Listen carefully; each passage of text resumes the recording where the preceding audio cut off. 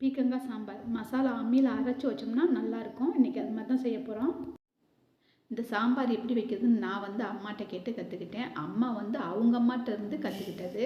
அம்மாயிட்ட இருந்து நான் சின்ன வயசில் அம்மாயி வீட்டில் இருக்கும்போதெல்லாம் நான் பார்த்துருக்கேன். அவங்க நைட்டில் மட்டும்தான் சமைப்பாங்க.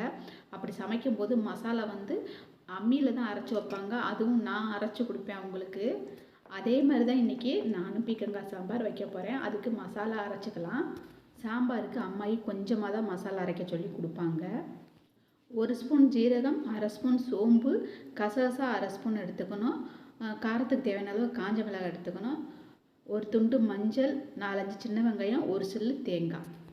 ஃபஸ்ட்டு மஞ்சளை நல்லா நைஸாக அரைச்சிக்கிறணும். அதுக்கப்புறம் காஞ்ச மிளகாய் மசாலாலாம் வச்சு நல்லா நைஸாக அரைச்சிட்டு, அதுக்கப்புறம் தேங்காயை பார்த்திங்கன்னா வச்சு தட்டி மட்டும் எடுக்கணும். நைஸாக அரைக்கக்கூடாது. அதே மாதிரி வெங்காயத்தையும் வச்சு தட்டி எடுத்துக்கிறணும். மசாலா அரைச்சிட்டு அம்மியை கழுவி அந்த தண்ணியை எடுத்துக்கிறணும். பீக்கங்காவை தோல் சீவிட்டு நறுக்கி வச்சுக்கணும். அதை வந்து ஃபஸ்ட்டு வெறும் சட்டியில் லேசாக ஒரு 2 நிமிஷம் வதக்கிக்கிறணும்.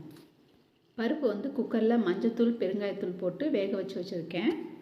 வதக்கி வச்சுருக்கிற அந்த பீக்கங்காலையை நம்ம கரைச்சி வச்சுருக்க மசாலா தக்காளியெல்லாம் ஊற்றிட்டு பருப்பு வேக வச்சுருக்கிற தண்ணியை மட்டும் இதில் ஊற்றிடணும்.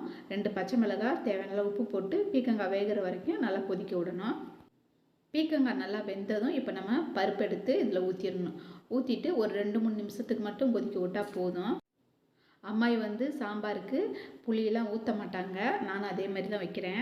சாம்பார் கொதிச்சதும் அடுப்புலேருந்து கீழே இறக்கி வச்சுட்டு அடுப்பில் ஒரு வடைச்சட்டி வச்சுட்டு கொஞ்சமாக எண்ணெய் விட்டுட்டு கடுகு கருவேப்பிலை போட்டு நல்லா பொரிஞ்சதும் இதில் ஒரு கைப்பிடி அளவுக்கு சின்ன வெங்காயம் சேர்த்து இந்த வெங்காயம் நல்லா கலர் மாதிரி வரணும். அது வரைக்கும் நல்லா வதக்கிக்கிறணும்.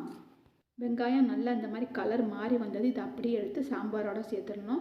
சேர்த்துட்டு ஒரு 2 கரண்டி சாம்பார் அள்ளி வடைச்சட்டியில் ஊற்றி நல்லா கலந்து விட்டுட்டு திரும்ப சாம்பாரோட ஊற்றி கலந்து விட்டுறணும். மல்லியிலலாம் அப்போ போட மாட்டாங்க. இப்போ வேணுன்னா நம்ம போட்டுக்கலாம். அவ்வளோதான். இப்போ பீக்கங்காய் சாம்பார் பார்த்திங்கன்னா ரெடி ஆயிடுச்சு. இதுக்கு தொட்டுக்கிறதுக்கு வெறும் மோதிரப்பழம் மட்டும்தான் பொரிச்சு கொடுப்பாங்க. இதோட வச்சு சாப்பிட்றதுக்கு ரொம்ப நல்லாயிருக்கும்.